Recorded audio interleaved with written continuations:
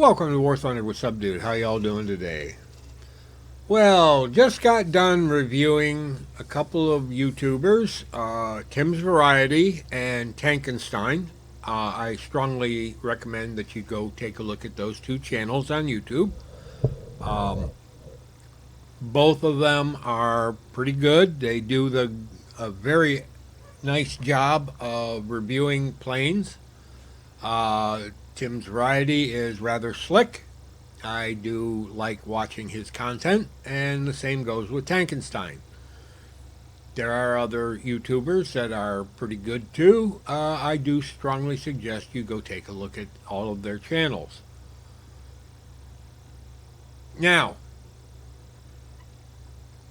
what I want to talk about is this plane, the F-105D Thunderchief. The F-105D Thunderchief is a tactical bomber. Now, somebody's going to be going, it's a fighter. No, it's not. It is a tactical bomber. Some people will call it a strike aircraft. Yeah, whatever. To me, a strike aircraft is something like a A7 or an A4. But the F-105D is a tactical bomber. In its inception, it was designed to be a recon bird. Fly high, fly fast, take a lot of pretty pictures, maybe some radar side scan, and go home. High altitude, high speed missiles changed that. Then they reimagined it as a low altitude, high speed recee bird. But the Air Force really didn't need a recee bird at that time. They did need a tactical bomber. So Republic, in their infinite wisdom, took the basic plan form for the F-105, or the RF-105, and converted it into a tactical nuclear weapons delivery platform. And no, it did not carry the tactical nukes outside of the aircraft like these 3,000-pound bombs that are currently suspended from my aircraft. Where the centerline bomb pylon is a bomb bay. And that bomb bay has clamshell doors that will retreat into the hull. And then there is a piston arrangement to push the nuclear weapon out of the aircraft into the slipstream to drop it. And it basically shoves the weapon out, giving it a downward momentum. And then the mechanism retreats, the doors close, the plane does a 180 and boogies at Mach speed to get the heck out of the blast zone. Because this wasn't carrying a lightweight tactical nuke in the kiloton range, it was carrying something in the megaton range. Something big and bright when it goes off. But that really was nothing that the plane ever was to carry to war. Thank goodness. Nobody wants a nuclear war. Leastwise, nobody rational wants a nuclear war.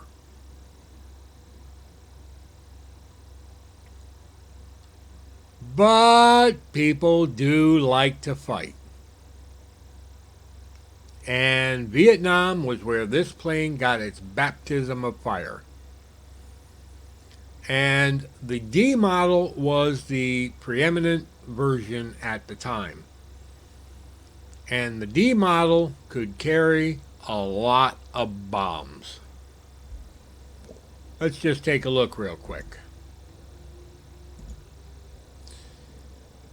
3,000 pounders, 1,000 pounders, more 1,000, 2,000 pounders, 750 pound bombs, 16 750 pound bombs. Ooh. Oh, I hate those sneaky sneezes. But the plane was designed to carry ordnance into the battle and drop that ordnance on targets. Now, some of you are going, "Oh, I can carry the bullpups, the B's and the C's." Yep, bullpups. Don't have a lot of use for them in air realistic, but in ground realistic and ground simulator, I'm sure they have their uses. Now, some of you are probably looking at these going, "Oh, rocket pods?" No, chaff countermeasures. Now you're probably going, "Well, I got flares then." No, no. These are chaff dispensers. And look at what you're giving up if you have a chaff dispenser. See, you got missiles here. You got no missiles here. Missiles here. No missiles here. Chaff only. That means they're somewhat effective against semi-active radar homing missiles. They do absolutely nothing against infrared guided missiles. So, unless you're flying at high altitude on an enduring confrontation map, because don't waste your time on anything smaller, and you get locked up by a long-range aircraft with a semi-active radar homing missile, you're pretty much not going to waste your time carrying the chaff. You'll carry the four sidewinders, excuse me. Unless you just want to be a bomber weenie, in which case you're just carrying a bunch of bombs. But then again, you still got that internal Vulcan cannon with, I think it's 650 rounds? X-ray! Ammo, 1,028 rounds. Sorry, I got that wrong. I guess that's the F-4 Phantom. Do I suggest trying to use your Vulcan cannon as an air-to-air weapon? Not really. Using it against ground targets? Probably smarter. But the F-105 is a bomber, primarily.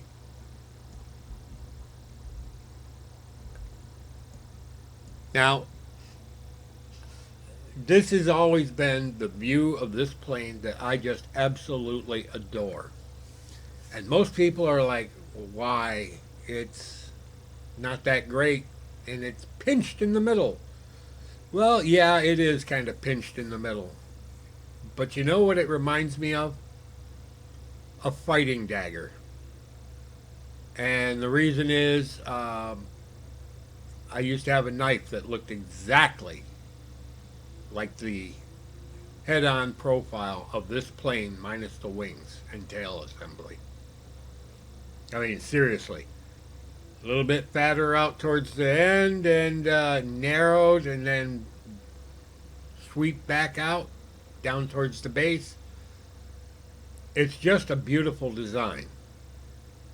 And it's a fast design.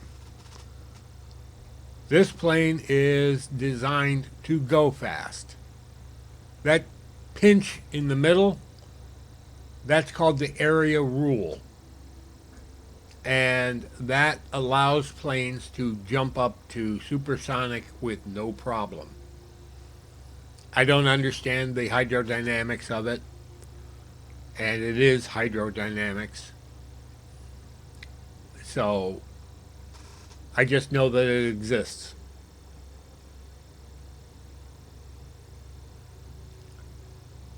So what can you do with the F-105D? You can go out and you can bomb targets and bomb ground forces. Do I recommend this plane in ground forces? Not really. And the reason is it's fast. And you're like, yeah, and that's pretty much it. It's not a maneuverable aircraft. It will flop and twitch around the sky a little bit, especially if it starts getting slow.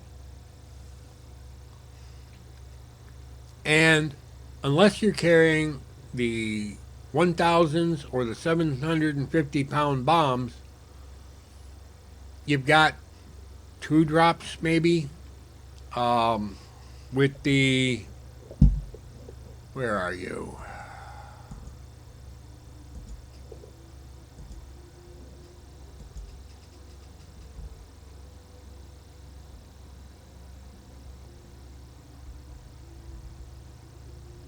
Yep.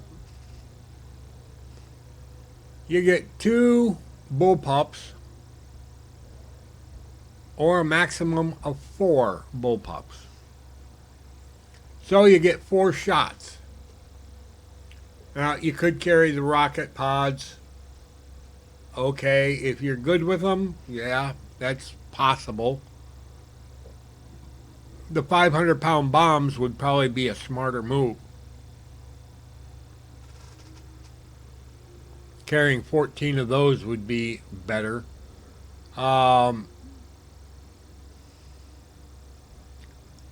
The 16 750-pound bombs would be a smarter move. Bigger blast area. But, again, you are in a very fast aircraft.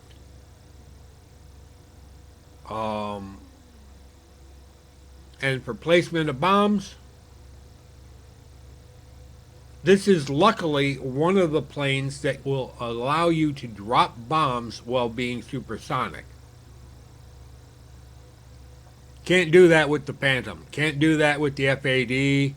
Can't do that with a lot of planes. This plane will do it though. Even the Russian attack aircraft, the Su-17, Su-22, MiG-27, both of them, you have to be subsonic to drop your weaponry. Ordnance just don't come off the rails. This one, it will. So, best way to use this plane is fly high, fly fast, aim for your targets, drop your ordnance, and get out of Dodge.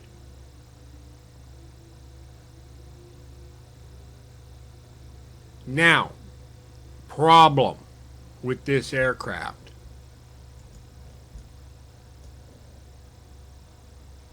See how it says it's got a CCRP?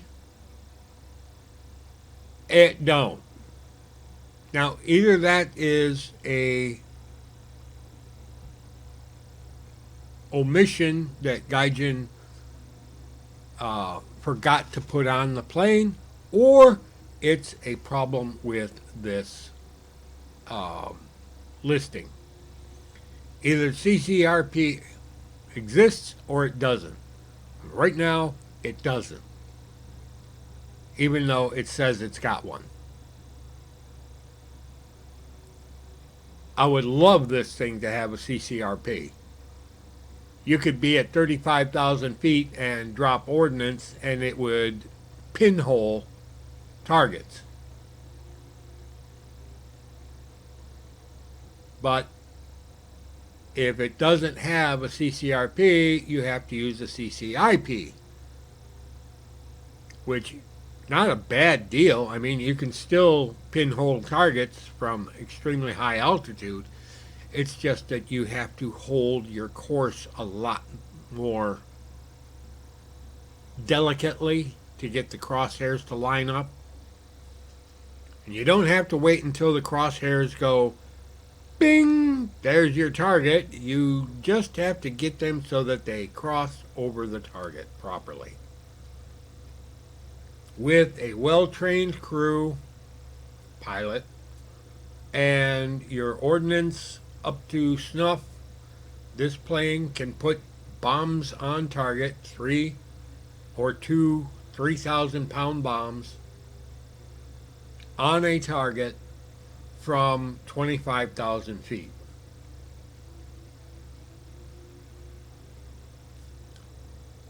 But with the CCRP and using the Phantom E, I can put those same bombs, not 3,000 pounds because we don't carry them, but I can put an entire weapons load on a target from 35,000 feet flying straight without losing altitude.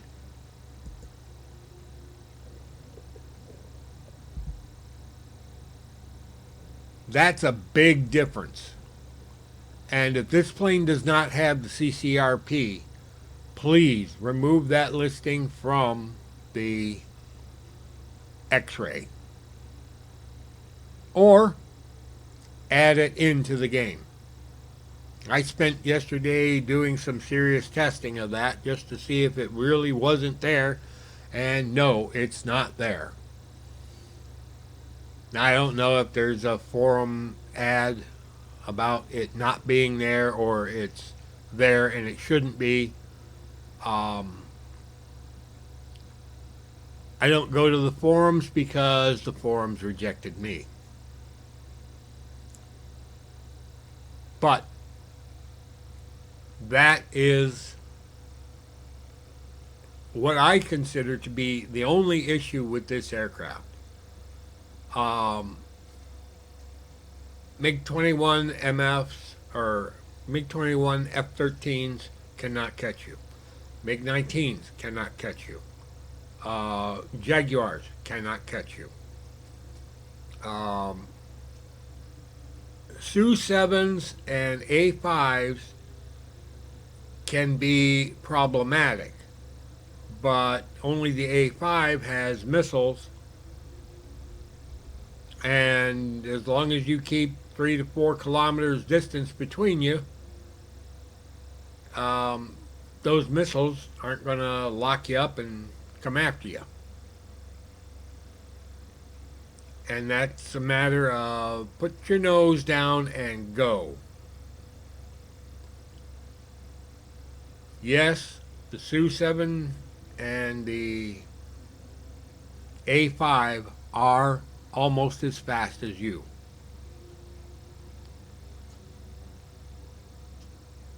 F-104s will be a pain in the butt.